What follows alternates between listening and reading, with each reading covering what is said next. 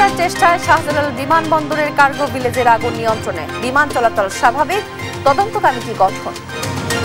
Cargo ভিলেজে পুড়ে গেছে হাজার কোটি টাকার মালামাল, ক্ষতিগ্রস্ত ব্যবসায়ীদের আহাজারি, আগুন নিয়ন্ত্রণে দুর্বলতা নিয়ে ক্ষোভ। আগুনের সাম্প্রতিক ঘটনায় নাশকতার বিশ্বাসযোগ্য প্রমাণ পেলে ব্যবস্থা, অন্তর্বর্তী সরকারের বিবৃতি, উদ্বেগ প্রকাশ তারেক রহমানের। জুলাই সনদে সই গণতন্ত্রের পথে এক ধাপ অগ্রগতি, বাস্তবায়নের উপর নির্ভর করবে সার্থকতা, অভিমত রাজনৈতিক বিশ্লেষকদের। আগামী দিনে যারা রাষ্ট্র ক্ষমতায় আসবেন তারা যখন এটিকে বাস্তবায়ন করতে যাবেন তখন এই নোট অফ ডিসেন্টের ব্যাপারটি তো থাকবে এখানে। নারায়ণগঞ্জ 3 আসনে মনোনয়ন দৌড়ে বিএনপির 1 ডজনের বেশি নেতা, জামায়াত এনসিপির একক প্রার্থী, যোগ্যকে চান ভোটাররা। মেঘনার ভাঙন কবলে নোয়াখালীর দ্বীপ উপজেলা হাতিয়া নদীতে বিলীন বসতঘর ফসলি জমি, আতঙ্কে দিন কাটছে শতাধিক পরিবারের। এবং মিরপুরের প্রথম ওয়ানডেতে দুর্দান্তভাবে ঘুরে দাঁড়ালো বাংলাদেশ, ওয়েস্ট ইন্ডিজের বিপক্ষে ৭৪ রানের জয়, ঋষাদের 6 উইকেট। এই অবস্থায় পড়তে না চাইলে ব্যবহার করুন rainbow damp protector. Elastomeric emulsion থাকায় দেয়াল থাকে damp proof rainbow paints, colour of joy. দেখছিলেন শিরোনাম সংবাদ সকালে, আপনাদের সঙ্গে আছি আমি তোয়া আফরোজ। এবারে বিস্তারিত। ৩৭টি ফায়ার ইউনিটের প্রচেষ্টায় প্রায় ৮ ঘন্টা পর নিয়ন্ত্রণে আসে হযরত শাহজালাল আন্তর্জাতিক বিমানবন্দরের কার্গো ভিলেজের আগুন। নিয়ন্ত্রণে এলেও পুরোপুরি নির্বাপনে বেগ পেতে হচ্ছে ফায়ার সার্ভিসকে। তাদের মতে বাতাসের বেগ বেশি থাকায় আগুন নেভাতে বেগ পেতে হয়েছে, তবে আগুন লাগার কারণ তদন্ত সাপেক্ষে জানা যাবে। এদিকে মধ্যরাত থেকেই স্বাভাবিক হয়েছে ফ্লাইট চলাচল। আগুনের সূত্রপাত, ক্ষয়ক্ষতি সম্পর্কে জানতে তৈরি হয়েছে তদন্ত কমিটি। ইউসুফ ভুইয়া রিপোর্টে বিস্তারিত। প্রায় ৮ ঘন্টা পর হযরত শাহজালাল আন্তর্জাতিক বিমানবন্দরের কার্গো ভিলেজের আগুন নিয়ন্ত্রণে আসলেও পুরোপুরি নির্বাপনে বেগ পেতে হচ্ছে ফায়ার সার্ভিসকে। কিছুক্ষণ পর পর মাথাচাড়া দিয়ে উঠছে খণ্ড খণ্ড শিখা, সেই সঙ্গে কালো ধোঁয়া জানান দিচ্ছিল অগ্নি দুর্ঘটনার ভয়াবহতা। রাত প্রায় ৯টায় আগুন নিয়ন্ত্রণের ঘোষণা দেয় ফায়ার সার্ভিস। পরে ভেতরে প্রবেশ করে চালায় উদ্ধার কাজ। একে একে ফুটে ওঠে ধ্বংসযজ্ঞ চিত্র। রাত 10টায় সার্বিক অবস্থা নিয়ে ব্রিফ করে ফায়ার সার্ভিসের মহাপরিচালক। জানান দুর্ঘটনাস্থলে বাতাসের বেগ বেশি থাকায় আগুন নেভাতে বেগ পেতে হয়েছে, তবে কেমিক্যাল জাতীয় কোনো পদার্থ ছিল কিনা তা জানা যাবে তদন্তের পর। বাতাস বেশি ছিল ফলে দ্রুত, যেহেতু খোলা জায়গায় যে এক্সপোজ যে আইটেমগুলো ছিল, শুকনো আইটেম, দ্রুত তাদের মধ্যে আগুন ছড়িয়ে গিয়েছে। আর আলটিমেটলি এই দাহ্য পদার্থের মধ্যে দিয়ে আমাদেরকে ফায়ার ফাইট করতে হচ্ছে। বাট ফায়ার সার্ভিসের সহযোগী হিসেবে কাজ করা ভলান্টিয়াররা মধ্যরাতে ভেতর থেকে বের হয়ে বর্ণনা করেন ভেতরের পরিস্থিতি। প্রথম ধাপের আগুনগুলোতে হলো কাপড় চোপড় অথবা যেগুলো সরঞ্জামে ছিল, গিফট কর্নার ছিল, কিন্তু এখনকার যে আগুনগুলো আছে ফায়ার ফাইটারদের এবং ফায়ার সার্ভিসের সবচেয়ে বড় সমস্যাটা যেটা হলো যেখানে কেমিক্যাল বেশি রয়েছিল। যেদিকে হচ্ছে আপনার কেমিক্যালগুলো যে অংশগুলোতে ছিল এখন ওইগুলোতে আগুন আছে, আশা করা যায় এটা একটা সময় লিমিটে চলে আসবে। এদিকে ঢাকা থেকে ডাইভার্ট হয়ে আসা সকল আন্তর্জাতিক ও ডোমেস্টিক ফ্লাইট ঢাকা ফিরছে। যাত্রীরা ফ্লাইটে উঠছেন সময় মতো। আমি বাংলাদেশ এয়ারলাইন্সে ফোন নাম্বারে যোগাযোগ করছি, তারা বলছে এমন কোনো সমস্যা হয়নি, এর কারণে আমি আসছি। কোনো সংখ্যা আমি বাহরান যাচ্ছি, বাংলাদেশ থেকে দুবাই থেকে বাহরান, অবশ্য যোগাযোগ করছিলাম, বলছে হবে 19 তারিখ সকাল 8:50 ফ্লাইট, টাইম মতো হবে ইনশাআল্লাহ।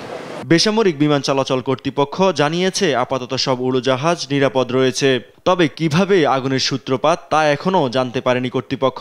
ইতোমধ্যে কিভাবে আগুনের সূত্রপাত, কি পরিমাণ ক্ষয়ক্ষতি তা নির্ধারণে গঠন করা হয়েছে বিমান বাংলাদেশ এয়ারলাইন্স ও অর্থ মন্ত্রণালয়ের পৃথক 2টি তদন্ত কমিটি। ইউসুফ ভুইয়া, দেশ টিভি, ঢাকা। হযরত শাহজালাল বিমানবন্দরের কার্গো কমপ্লেক্সে আগুনে পুড়ে ছাই হাজার কোটি টাকার মালামাল, মূলত পোশাক শিল্প সংক্রান্ত কাঁচামাল, রং, ওষুধ, মোবাইল ফোন, শিল্পে ব্যবহৃত যন্ত্রপাতি ও সহ আমদানিকৃত পণ্য কাস্টমস ক্লিয়ারেন্সের আগে কার্গো ভিলেজে গুদামজাত করা হয়। সিএনএফ এজেন্টদের অভিযোগ, আন্তর্জাতিক এই বিমানবন্দর হলেও আগুন নেভানোর প্রাথমিক ব্যবস্থা ছিল খুবই দুর্বল। রিয়াজ সেজানের রিপোর্ট। বিমানবন্দরের কার্গো কমপ্লেক্সে দাউ দাউ করে আগুন জ্বলছিল শনিবার দুপুর 1টা থেকেই। সূত্রপাত 8 নম্বর গেটের কাছে থাকা কুরিয়ার ডিপার্টমেন্টে। সরকারের ছুটি থাকায় লোক সমাগম ছিল কম, যার কারণে উৎপত্তি স্থলেই আগুন নিয়ন্ত্রণ সম্ভব হয়নি। মূলত পোশাক শিল্প সংক্রান্ত কাঁচামাল, রং, ওষুধ, মোবাইল ফোন, শিল্পে ব্যবহৃত যন্ত্রপাতি সহ বিভিন্ন দেশ থেকে আমদানিকৃত পণ্য কাস্টমস ক্লিয়ারেন্সের আগে এখানেই গুদামজাত হয়, যার পরিব্যাপ্তি আনুমানিক 1 কিলোমিটার অবধি। বাংলাদেশের অন্যতম বড় আমদানি কার্গো ভিলেজ। এখানে 1 টাকা বা 2 টাকা না, হাজার হাজার লক্ষ কোটি টাকার সম্পদ। বাংলাদেশের এমন কোনো প্রতিষ্ঠান, এমন কোনো শিল্প প্রতিষ্ঠান নাই যে প্রতিষ্ঠান এখানকার এই আগুনের জন্য ক্ষতিগ্রস্ত হয়নি। আর বাংলাদেশের মধ্যে এত বড় কার্গো ইম্পোর্ট সেকশন আর কোনো জায়গায় নেই, একমাত্র সিপোর্ট চিটাগং ব্যতীত। ফলে ক্ষয়ক্ষতি যে নেহাত কম নয় সেটি নিশ্চিত। C&F এজেন্টরা বলছেন, আন্তর্জাতিক বিমানবন্দর হলেও আগুন নেভানোর প্রাথমিক ব্যবস্থা ছিল খুবই দুর্বল। এমনকি ভেতরে অবস্থান সম্পর্কে ফায়ার সার্ভিস কর্মীদের ধারণা না থাকায় আগুন নেভাতে এত বেগ পেতে হয়েছে। এত বড় সুরক্ষিত একটি গোডাউনে কি করে আগুন লাগলো এটা আমাদের বোধগম্য না। কতটুকু ক্ষতি হয়েছে সেটা আমরা এই মুহূর্তে কিছুই বলতে পারবো না, এটা একটা হিউজ ব্যাপার। তবে বিশাল ধরনের একটা ক্ষতি হয়ে গেল আমাদের জন্য, বিশাল একটা ক্ষতি। এবং শুধু তো তাই না, এটা তো নেক্সট আগামী 15 দিন তো কোনো কাজই হবে না। কার্গো ভিলেজে যেসব ব্যবসায়ীদের আমদানি পণ্য রয়েছে তাদের হাহাকার ছিল চোখে পড়ার মতো। কেউ কেউ বলেছেন এই ক্ষতি বহু ব্যবসায়ীকে নিঃস্ব করে দিবে। অনেক আমার 100 কোটি টাকার মাল ছিল, গার্মেন্টসের অনেকগুলো মাল ছিল আমাদের, বিশেষ করে আমার বিআর পাওয়ার একটা সরকারি প্রতিষ্ঠানের $5,98,000 একটা মাল আমি সব রেডি করছি, মাল রেডি দিব কালকে, সব শেষ হয়ে গেছে একবার। কোটি কোটি টাকার মাল শেষ। এখানে কি পরিমাণ আমদানিকারক একেবারে অনেক আমদানিকারক আছে, হয়ে যাবে, ফকির হয়ে যাবে। আগুন নেভাতে কাজ করেছে অন্তত 37টি ইউনিট, ছিল সেনাবাহিনীর দক্ষ সদস্যরাও। কিন্তু দীর্ঘ সময় ধরে লাগা এই আগুনে যাদের সর্বস্ব পুড়েছে তারাই অনুধাবন করেছে এর আসল ক্ষতি। আগুনের লেলিহান শিখা শুধু অর্থনৈতিক ক্ষতি নয়, আন্তর্জাতিক এই বিমানবন্দরের নিরাপত্তার চিত্র চোখে আঙ্গুল দিয়ে দেখিয়ে দিয়েছে। প্রশ্ন হচ্ছে, এই দফায় হয়তো ধকল সামাল দেওয়া সম্ভব হবে, কিন্তু ভবিষ্যতের দুর্ঘটনা এড়াতে যথাযথ ব্যবস্থা নেওয়া সম্ভব হবে তো? রিয়াজ সাজান, দেশ টিভি, ঢাকা। দর্শক, হযরত শাহজালাল আন্তর্জাতিক বিমানবন্দরে রয়েছেন আমাদের সহকর্মী আলিমুজ্জামান সাফওয়ান ও হাসান আল মাহমুদ। সেখানকার সর্বশেষ পরিস্থিতি জানাতে যুক্ত হচ্ছেন তারা আমাদের সাথে। প্রথমে যাচ্ছি সাফওয়ানের কাছে। সাফওয়ান, সর্বশেষ পরিস্থিতি সম্পর্কে জানাবেন।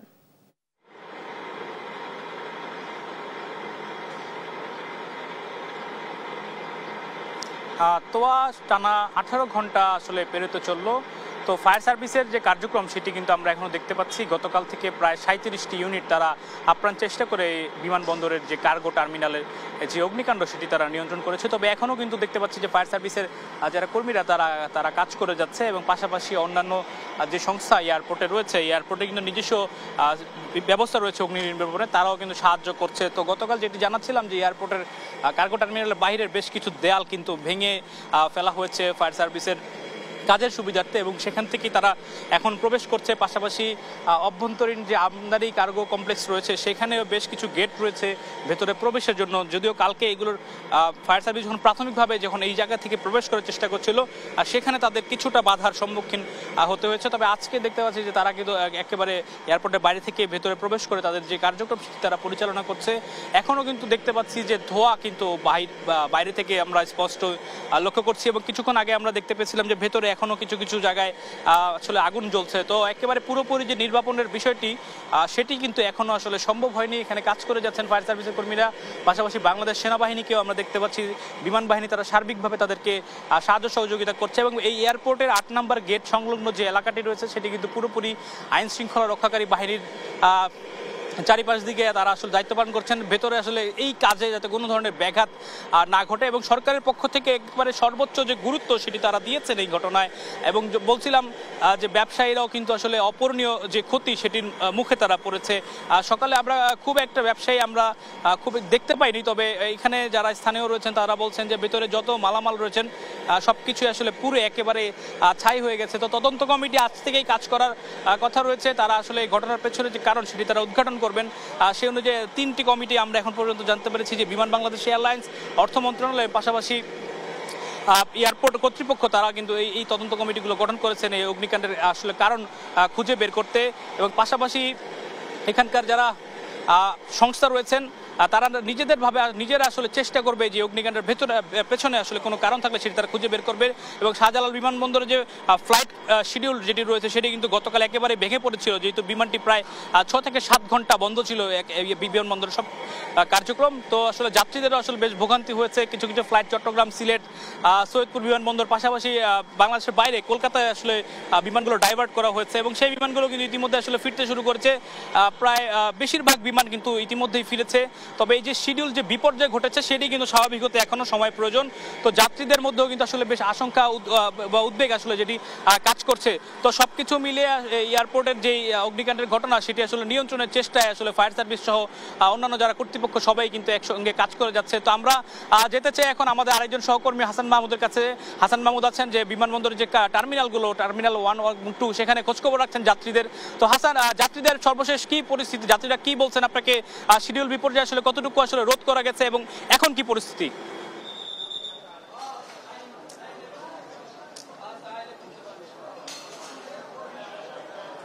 সাফওয়ান, ধন্যবাদ আপনাকে। আমরা দেখছি যে এখন শিডিউল মোটামুটি স্বাভাবিকই চলছে এবং কোনো ধরনের বিপর্যয় এখন পর্যন্ত আমরা দেখছি না। এবং যেসব যাত্রী ঢাকায় অবতরণ করছেন তারাও কিন্তু বলছেন অনেকটা স্বাভাবিক হয়েছে, যদিও গতকালকে রাতে 7 ঘন্টা যে বন্ধ ছিল বিমান ওঠানামা, এটার কারণে কিন্তু সারা বিশ্বেই আসলে যেসব ফ্লাইট ঢাকায় আসার কথা ছিল সেসবই কিন্তু কিছুটা বিপর্যয় হয়েছে। এবং কোনো কোনো জায়গায় আমরা দেখেছি কয়েকজন যাত্রী আমরা কথা বলেছি তারা 5-6 ঘন্টা পর্যন্ত অপেক্ষা করতে হয়েছে। তবে এখন যারা যাত্রী আসছেন তারা কিন্তু অনেকটা স্বাভাবিক নিয়মেই আসছে বলে আমরা এখন জানতে পারছি। এবং প্রত্যেকে কিন্তু কিছুটা যে শিডিউলের বিপর্যয় সেটি কিন্তু অনেকটাই কাটিয়ে উঠতে সক্ষম হয়েছে বিমানবন্দর কর্তৃপক্ষ। এবং আমরা দেখছি যে যেসব বিমান ঢাকা থেকে ছেড়ে যাচ্ছে সেগুলো কিন্তু ইন টাইমে এখন ছেড়ে যাচ্ছে। তবে কিছু কিছু ক্ষেত্রে যে গতকালকে যে 7 ঘন্টার যে গ্যাপটি তৈরি হয়েছিল সেটি কিন্তু কিছুটা সময় লাগছে এবং সেক্ষেত্রে কিছুটা খুব দ্রুত আসলে প্লেনগুলোকে ছেড়ে দেওয়া হচ্ছে, অর্থাৎ যে সময়ের ব্যবধান সেটি কিন্তু অনেকটাই কম বলে আমরা জানতে পেরেছি। আমরা গতকালকে যখন ফ্লাইট শুরু হয়, অর্থাৎ 9টার পরে যখন ফ্লাইট স্বাভাবিক চলাচল শুরু হয় তখনই কিন্তু যেসব এরপরে যেসব ফ্লাইট ঢাকা শহরে ঢাকা হযরত শাহজালাল আন্তর্জাতিক বিমানবন্দরে নেমেছে তাদেরকে কিন্তু কয়েক ঘন্টা পর্যন্ত অপেক্ষা করতে হয়েছে। এবং আমরা আজকে সকালে যেসব বিমান, অর্থাৎ ভোরে যেসব বিমান এসেছে 5টা 5:30টার দিকে, তারাও কিন্তু চেক ইন কিংবা বিমান থেকে নামার সময় কিন্তু কয়েকজনকে আমরা দেখেছি যারা অভিযোগ করছেন যে 3 থেকে 4 ঘন্টা সময় তাদেরকে অপেক্ষা করতে হয়েছে। যদিও সেটিকে অনেকটা স্বাভাবিক বলছেন, যেহেতু লম্বা সময় বিমানবন্দরে যে কার্যক্রম সেটি কিছু থেমেছিল, ফলে এই 3-4 ঘন্টার যে ব্যবধান সেটি কিন্তু অনেকটা স্বাভাবিকভাবেই নিচ্ছেন এখানকার যাত্রীরা।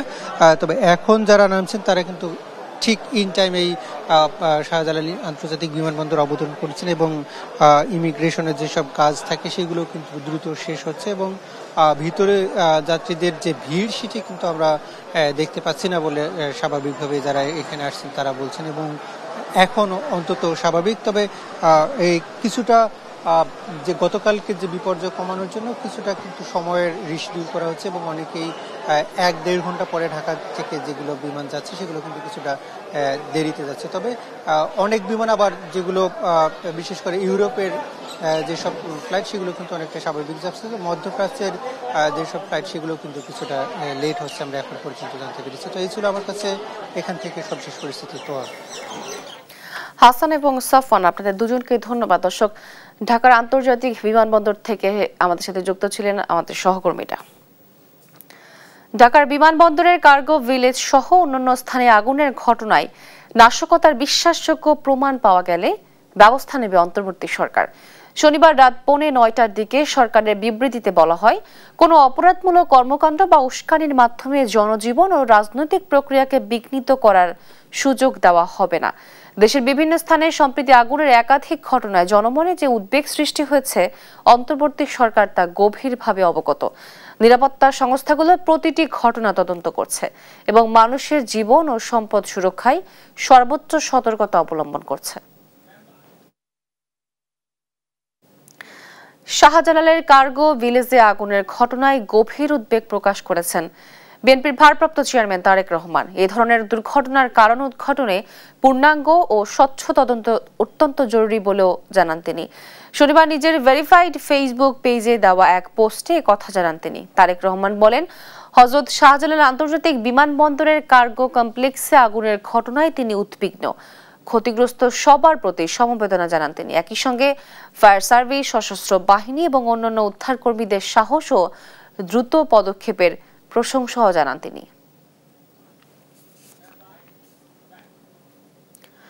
বিএনপির রাজনীতি সাধারণ মানুষের জন্য আস্থা ও বিশ্বাসের প্রতীক হয়ে জনগণের পাশে থাকার অঙ্গীকার করেছেন দলটির ভারপ্রাপ্ত চেয়ারম্যান তারেক রহমান। শনিবার বিকেলে বগুড়ায় জিয়াউর রহমান ফাউন্ডেশনের প্রতিষ্ঠা বার্ষিকীর আয়োজনে ভার্চুয়ালি যুক্ত হয়ে তিনি এসব কথা বলেন। অনুষ্ঠানে বক্তব্য রাখেন তার স্ত্রী doctor Zubaida রহমানও।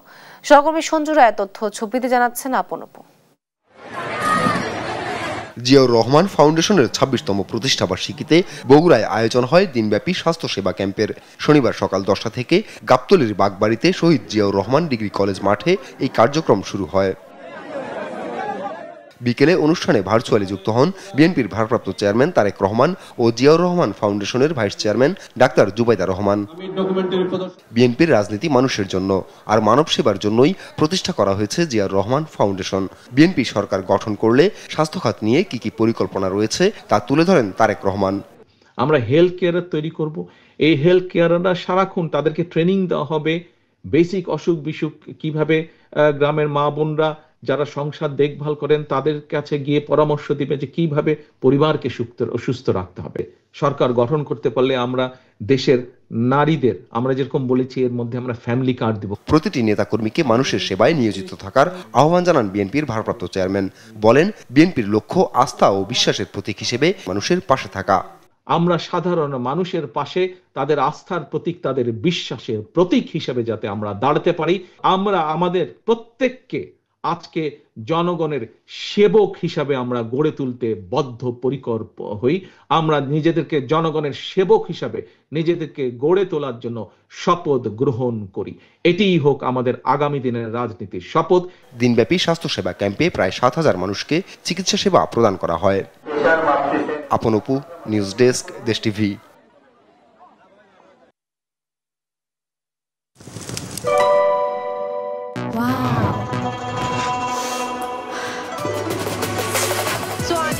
Thailand. Time for Thailand. Time for Tom Yum.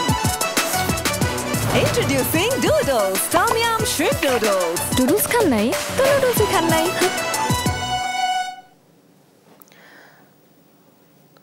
July সনদ সই গণতন্ত্রের পথে এগিয়ে যাওয়ার এক ধাপ অগ্রগতি মনে করছেন রাজনৈতিক বিশ্লেষকরা। তাদের মতে সরকার এবং রাজনৈতিক দলগুলো কতটা পূরণ করবে তার উপরে নির্ভর করবে অঙ্গীকারনামার সার্থকতা। তা না হলে এটি নিছক কাগজে দলিল হয়ে থাকবে। কারো কারো মতে এই সনদ সার্বজনীন না হওয়ায় পরবর্তীতে বাস্তবায়নেও এর জটিলতা তৈরি হবে। জাতীয় নাগরিক পার্টি সহ ৬টি রাজনৈতিক দলের সই না করা হতাশাজনক বলে মন্তব্য করেন বিশ্লেষকরা। মুক্তা মাহমুদের প্রতিবেদন। জুলাই সনদ নিয়ে রাজনৈতিক দলগুলোর দাবি পাল্টা দাবি, সেই সঙ্গে ঐকমত্য কমিশনের সংলাপ। ৭ মাসের দীর্ঘ আলাপ আলোচনা শেষে শুক্রবার সই হয় জুলাই জাতীয় সনদ। এতে সই করে বিএনপি, জামায়াতে ইসলামী সহ ২৪টি রাজনৈতিক দল ও জোট। বিশ্লেষকরা বলছেন, আগামীতে দেশ কতটা গণতান্ত্রিক ধারায় এগিয়ে নেওয়া হবে তার ওপরই নির্ভর করছে জুলাই সনদের সাফল্য। ফেব্রুয়ারিতে যে নির্বাচন হওয়ার কথা, সেই নির্বাচনটি সবার অংশগ্রহণে হবে কিনা এটা একটি প্রশ্ন। সব রাজনৈতিক দলের মধ্যে পারস্পরিক যে আস্থার সম্পর্ক থাকার কথা, নির্বাচন বা গণতন্ত্রের পরিচালনার ক্ষেত্রে সেটি থাকবে কিনা, এই প্রশ্নগুলো তো আছে। তো আমাদের কথা ও কাজে মিলটা খুব জরুরি। রাজনৈতিক নেতৃত্ব যদি এটি নিশ্চিত করতে পারেন তাহলে হয়তো বাংলাদেশ, যে নতুন বাংলাদেশের স্বপ্নের কথা বলা হচ্ছে, সেটি বাস্তবায়ন সম্ভব হবে। ঐকমত্য কমিশনের সংলাপে অংশ নেয়া জাতীয় নাগরিক পার্টি সহ ৬টি রাজনৈতিক দলের সনদে সই না করা সরকারের ওপর অনাস্থা বা চাপ হিসেবে দেখছেন তারা।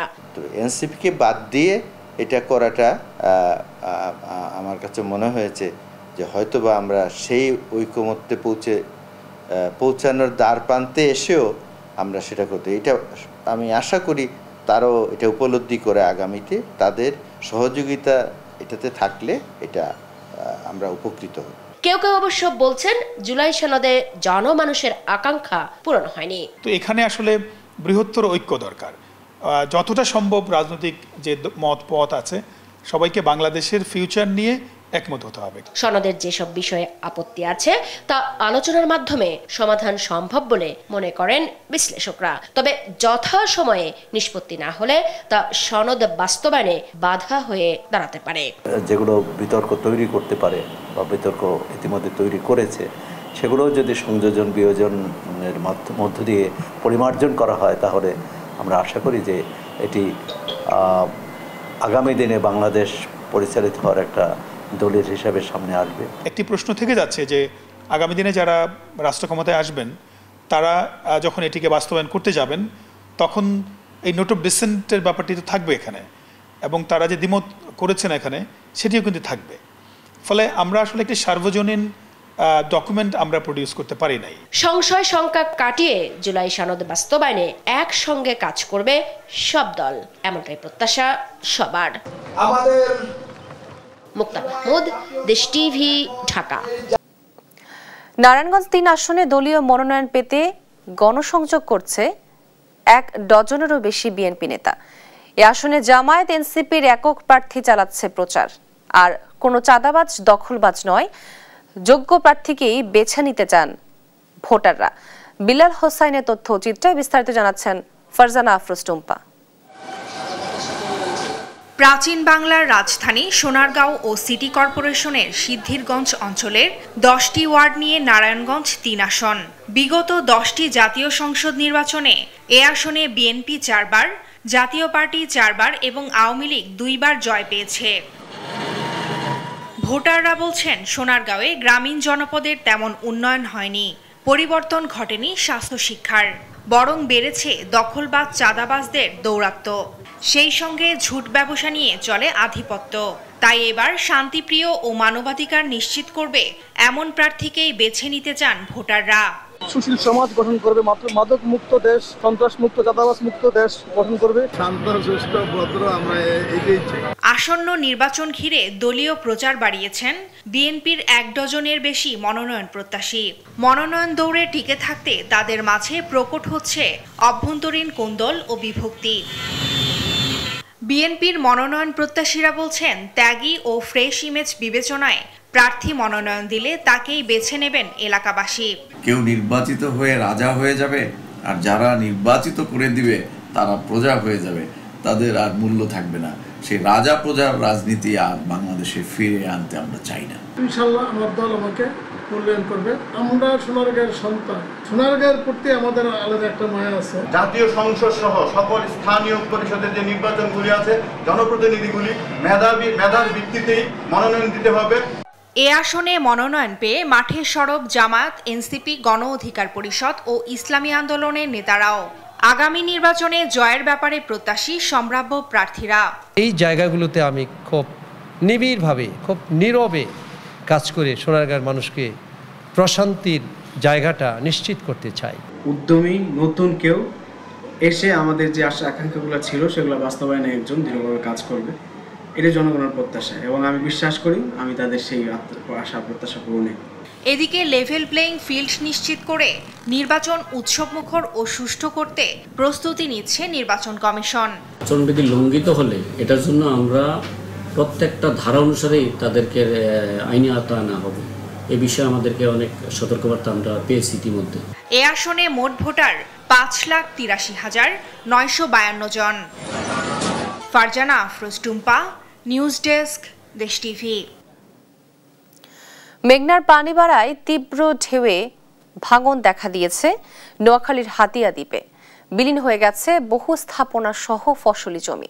স্থানীয়দের অভিযোগ কর্তৃপক্ষের অবহেলায় দেখা দিয়েছে ভাঙন। সহকর্মী মাওলা সুজনের তথ্য চিত্রে জানাচ্ছেন মোহাম্মদ শরীফ হোসাইন। মেঘনার পানি বৃদ্ধি ও তীব্র ঢেউয়ের ভাঙনে ক্রমই ছোট হয়ে আসছে নোয়াখালীর দ্বীপ উপজেলা হাতিয়া। বছরের পর বছর চলা ভাঙনে বিলীন হচ্ছে হাতিয়ার চানন্দি, নলচিরা, চরকিং ও ঈশ্বরদী ইউনিয়নের বসতবাড়ি, শিক্ষা প্রতিষ্ঠান, মসজিদ সহ হাজারো ফসলি জমি। কার্যকর উদ্যোগ না নেওয়ায় হতাশ এখানকার বাসিন্দারা। ভাঙন আতঙ্কে নির্ঘুম রাত পার করছেন শতাধিক পরিবার। স্থানীয়দের অভিযোগ, পানি উন্নয়ন বোর্ডের যথাযথ নজরদারি না থাকায় ভাঙন দেখা দিয়েছে। দ্রুত বাঁধ নির্মাণের দাবি এলাকাবাসীর। আমরা নদী ভাঙতে অবস্থা হয়ে গেছি, এখন আর কিছু নেই। এখানে বিশাল একটা মাঠ ছিল, একটা কালভেট ব্রিজ ছিল, সেই ব্রিজটাও নদীতে পড়ে গেছে। বর্ষা রাখতে না, বর্ষা চলে যায়, যেগুন দেয় এগুন চলে যায়।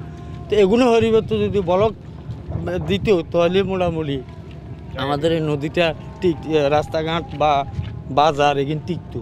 এদিকে নদী ভাঙন রক্ষার দাবিতে মানববন্ধন করেছে স্থানীয়রা। ভাঙন রোধে প্রকল্প বাস্তবায়নের কাজ চলমান রয়েছে বলে জানায় পানি উন্নয়ন বোর্ড। প্রায় 40 কিলোমিটার জায়গা আমাদের প্রায় ভাঙন কবলিত রয়েছে। শিডিউল মোতাবেক কার্যক্রম পরিচালনা করা হচ্ছে। তবে সেক্ষেত্রে আসলে এখানে আমরা যে কার্যক্রম যেটা ছিল তার চেয়েও আসলে কিছু কিছু ক্ষেত্রে জাস্ট আমরা এটা রিপেয়ার জন্য বা পুনরায় কার্যক্রমগুলো চলমান রয়েছে। টেকসই বাঁধ নির্মাণ করে নদী ভাঙন রোধ করবে সংশ্লিষ্ট কর্তৃপক্ষ, এমনটাই প্রত্যাশা হাতিয়াবাসীর। মোহাম্মদ শরীফ হোসাইন, নিউজ ডেস্ক, দেশ টিভি।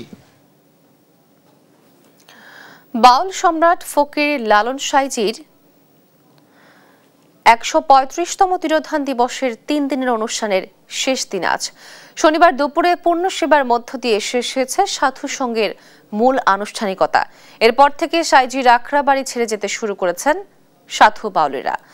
নাহিদ হাসান তিতাসের রিপোর্ট।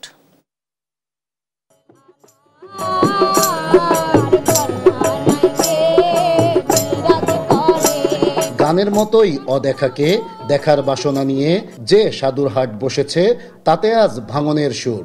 অধিবাস বাল্য সেবা ও পুণ্য সেবার মধ্য দিয়ে ভাঙতে শুরু করেছে লালন ফকিরের তিরোধান দিবসের সাধুর হাট। আবার মিলিত হবার বাসনা রেখে কুষ্টিয়ার ছেউড়িয়ার সাইজির আখড়া বাড়ি ছাড়তে শুরু করেছে সাধু বাউলেরা।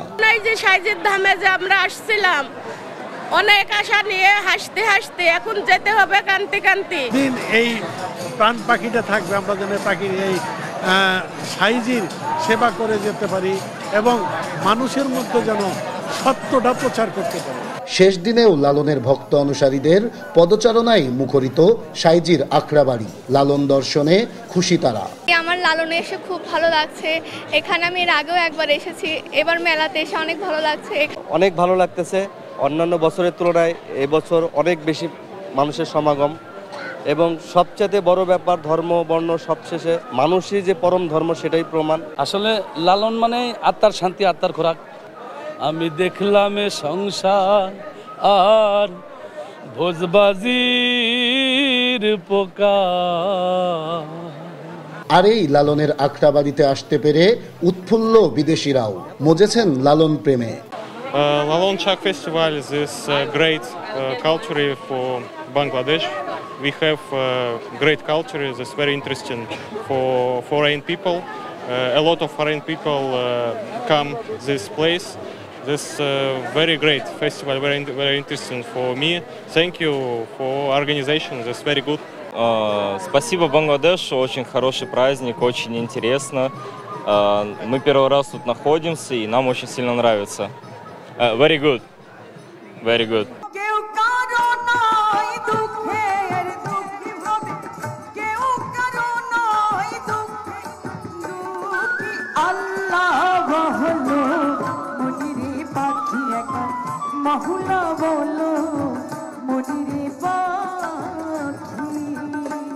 সাধু সঙ্গ শেষে সাধু বাউলেরা নিজ নিজ এলাকায় গিয়ে করবেন লালন দর্শনের প্রচার। তবেই হবে মানব কল্যাণ, মিলবে মুক্তি, বলছেন গবেষকরা। ফকির লালন সাইজির যে সুন্দর সত্য কথা, সত্য বল সুপথ চল ওরে আমার মন, সত্য সুপথ না চিনিলে পাবেনি মানুষের দর্শন।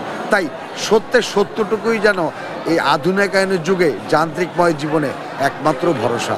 আসুন সত্যকে জানি, মানুষকে চিনি, নিজেকে রক্ষা করি।